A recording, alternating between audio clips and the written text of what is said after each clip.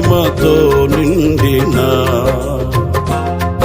కృపా సత్య సంపూర్ణుడా, ఇశ్రాయేలు స్తోత్రములపై ఆసీనుడా యేసయ్యా, నా స్తుతుల సింహాసనం నీ కోసమే యేసయ్యా, మహామహిమతో నిండిన కృపా సత్య సంపూర్ణుడా, మహిమను విడచి భువిపైకి దిగి వచ్చి కరుణతో నన్ను పిలచి